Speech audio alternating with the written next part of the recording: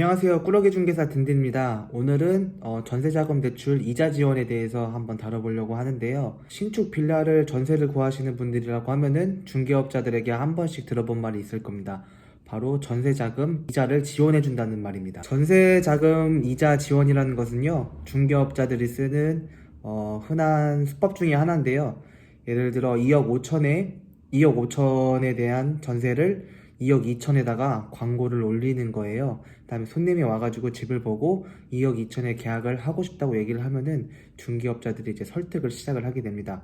사실 해당 집은 2억 5천입니다. 하지만 제가 대출이자 3천만 원에 대한 대출이자를 2년간 지원을 해줄 테니 믿고 계약을 하라. 계약을 하시면은 그 금액을 바로 뭐 통장으로 이체를 해주겠다. 그러면 실질적으로 이제 납입하시는 이자 금액은 지원받은 금액을 합치면은 2억 3천에 들어가는 거랑 마찬가지다. 이런 식으로 복잡하게 설명을 해서 현혹을 시킵니다. 근데 꼭 틀린 말은 아니에요. 이게 정말 이자를 지원을 해줄 거고 실질적으로 이자 납입하는 금액은 2억 3천에 들어가는 것이랑 똑같은 금액으로 이자를 내시게 됩니다. 하지만 왜 부동산 중개업자가 그 비싼 몇백만 원이나 되는 이자 지원을 해주면서 이 계약을 진행을 하는지에 대한 그 계약 뒷면의 내용을 아셔야 됩니다. 어떻게 이 이자 지원금을 해줄 수가 있는 것인지 중개업자가. 빌라는 아파트와 달리 소규모 건설회사 또는 개인이 땅을 사가지고 기존에 있던 건물을 부셔서 지은 다음에 분양을 해가지고 거기에 대한 시세 차익을 남겨 먹는 겁니다. 이러한 분들을 업자라고 하는데 이러한 업자들은 3개월 또는 길게는 한 6개월 단위로 해가지고 계속 짓고 팔고 현장 끝나면 다른 현장 넘어가고 이런 식으로 차익을 남겨먹는 사람을 업자들이라고 하거든요. 이러한 업자들이 빌라를 다 짓고 매매를 해야지만 자기들의 수익이 생기는 것입니다. 부동산 시장이 좋았던 시절에는 계속 우상향하고 대출 규제도 없고 매수 손님들이 많았기 때문에 이런 식으로 빌라를 지으면은 매수하시려는 손님들이 굉장히 많아가지고 이러한 수법을 사용할 필요는 없었어요. 하지만 지금은 부동산 규제가 되게 많이 생겼고 주택담보대출도 매매대출도 굉장히 많이 담보 비율이 많이 줄어들었습니다. 예를 들어서 예전에는 뭐 한 60%에서 70%까지도 담보대출이 나왔던 것에 비해 현재는 그거보다 20% 또는 30%더 적은 담보대출밖에 안 나옵니다. 그러니 그 20%나 30% 되는 담보대출이 줄어든 비율만큼 투자자는 그만큼의 더 현금을 필요하지만 이제 빌라를 투자할 수가 있게 되었거든요. 그렇게 되니 자연스럽게 투자 심리가 줄어들고 투자자에 대한 발걸음이 줄어들게 되었습니다. 이렇게 줄어들게 되면은 빌라 업자들은 현금 유통이 줄이 이제 잠기게 돼가지고 다음 현장으로 넘어갈 수가 없어요. 그래서 어떻게든 최대한 빨리 자금을 유통시켜가지고 다음 현장으로 넘어가야 되는데 여기서 이 사람들이 수법을 하나 만들어내가지고 사용을 하고 있는 것이다. 그게 바로 전세자금 대출을 이용하는 것인데 전세자금 대출은 매매대출이랑 다르게 지금 현재 이 규제가 많지가 않아요. 오히려 예전보다 상품이 더 많아지기도 하고 대출 금액도 비율도 엄청 많이 빌려주거든요. 개인 신용도랑 뭐 개인 조건에 따라 상품이 너무 많이 다르지만 이러한 조건들이 맞는다고 하면은 매매 가격의 70% 또는 많게는 90%까지도 전세자금 대출이 승인이 나오기도 해요. 그리고 이러한 전세자금 대출이 담보 비율이 많이 나오는 것뿐만 아니라 매매 대출보다 이자가 확연히 싸기 때문에 사람들을 현혹하기가 정말 쉽습니다. 문제는 이제 빌라 가격이 문제입니다. 이 전세자금 대출을 받을 때 이 빌라 가격에 대해서 비례해가지고 전세자금 대출이 실행이 되는데 아파트는 기존에 KB 감정 시세라는 것이 있어서 은행에서 전세자금을 대출을 이제 실행시켜 줄 때 이 KB 감정 시세를 기준을 두고 또 다른 것도 기준을 둘 수 있는데 이러한 기준들이 있어가지고 요 기준에 맞춰가지고 대출을 그 비율의 만큼 뭐 70%는 70%, 80은 80 이렇게 대출을 하게 해주게 됩니다. 하지만 빌라는 아파트와 달리 감정평가할 수 있는 것들이 되게 기준들이 많이 명확하지 않고 감정서를 받고 이 감정서를 믿고 계약을 해주는 경우가 되게 많아요. 부동산은 다른 이제 상품이랑 달리 어디에 위치해 있는지 같은 위치라고 하더라도 뭐 몇 층인지 그리고 어떤 자재를 사용을 했는지 방향이 어떤지 등 다양한 조건에 따라서 감정 가격이 되게 많이 변화할 수가 있거든요. 이 빌라를 어떻게 감정하고 평가하냐에 따라서 그 감정해 주시는 업체들이 되게 많거든요. 업체마다 감정 가격이 다 달라요. 그 중에서 이 시공했던 건축주가 그 감정 회사한테 개인적으로 좀 뒷돈이라고 해야 되나요? 이런 거를 주면서 자기네 그 이 건물을 감정 가격을 최대한 많이 뽑아달라고 해가지고 거짓 감정, 즉 뻥튀기 된 감정을 받아서 은행을 제출하게 된 다음에 최대로 전세자금 대출을 받게 유도를 하는 것입니다. 예를 한번 드려보자면요. 실질적으로 이 빌라가 거래가 될 수 있는 시세를 2억 4천이라고 하면은 거짓 감정서로 해가지고 2억 8천까지 시세를 이제 거짓 감정을 할 수 있습니다. 이 2억 8천으로 4천만 원 가량 뻥튀기 된 감정서를 은행에다 제출을 해가지고 대출을 받게 됩니다. 기존 빌라 시세인 2억 4천에 은행에다가 대출을 받게 되면은 80% 대출을 받게 되면은 1억 9천2백까지 대출을 받을 수가 있거든요. 근데 거짓 감정서로 2억 8천에 감정을 한 다음에 은행에다 제출을 해가지고 80%를 받게 되면 2억 2천4백까지 대출을 받을 수가 있어요.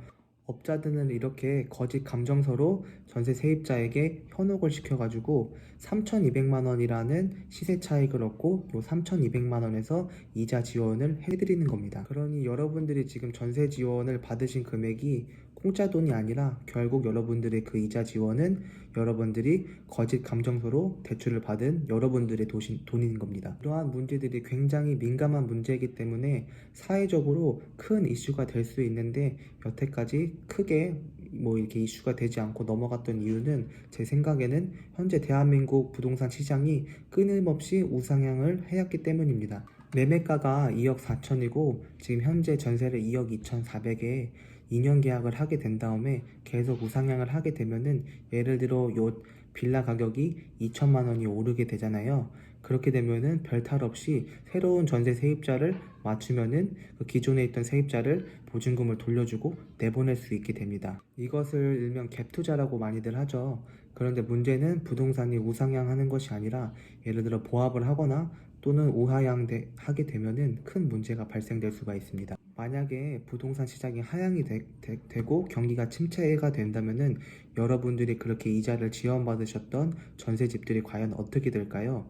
현재 뭐 부동산 등기부등본을 발급했는데 저당 아무것도 없고 깨끗하다고요? 그래도 걱정을 안 하시면 안 됩니다. 등기부등본에 저당권이 없어가지고 아무리 1순위라고 하더라도요. 이러한 신축 빌라를 이렇게 갭 투자하신 분들은 이제 자금 여력이 없으신 분들이 많아요. 부동산 투자에 관심이 많고 투자 금액이 어느 정도 있으신 분들은 이런 신축 빌라에 대한 투자를 전혀 안 하시거든요. 왜냐하면 신축 빌라는 아파트에 비해서 상승하는 여력이 한계가 있어요. 잘 매매도 이루어지지 않을 뿐더러. 그래서 이러한 갭 투자, 신축 빌라 갭 투자는 주로 이제 자금 여력이 없으신 서민들이 많이들 하시기 때문에 예를 들어 이 빌라가 우하향하거나 보합해가지고 금액이 떨어지거나 또는 그 다음 세입자를 맞추지 못하게 되면은 그 집주인은 전세 세입자의 돈을 보증금을 돌려줄 여력이 없어요.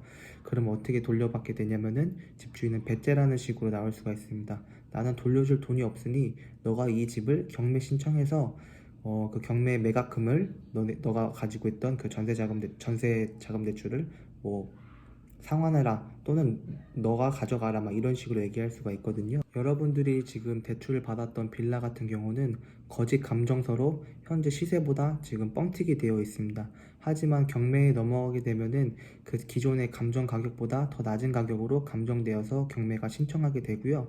이렇게 해서 낙찰이 되면 좋겠지만 예를 들어서 1회라도 유찰이 되면은 거기서 또 금액이 마이너스가 돼가지고 여러분들이 전세자금 대출 또는 전세 보증금을 100%다 돌려받지 못할 수 있는 상황이 생길 수도 있습니다. 이 전세자금 대출 이자 지원이라는 것은 굉장히 위험할 수 있는 중개예요. 하지만 중개업자들이 이렇게 중개를 하는 이유는 대부분 신축 빌라를 중개하시는 분들이 자격증이 없는 중개보조원이신 분들이 굉장히 많고요. 뭐 자격증이 있다고 하더라도 이제 부동산에 경험이 없으신 분들이 굉장히 많아요. 그래서 이런 위험사항을 잘 모르시고 이자 지원의 뒷면을 잘 모르시고 진행하시는 분들이 굉장히 많거든요. 저도 같이 일하셨던 분들 중에서 이렇게 문제가 됐던 경우들도 많이 보기도 했었고요. 제 주변의 지인이 이 문제에 대해서 저한테 물어봐가지고 제가 한번 답변을 해드린 적도 있고, 그리고 이거에 대한 심각성을 모르시는 분들이 굉장히 많더라고요.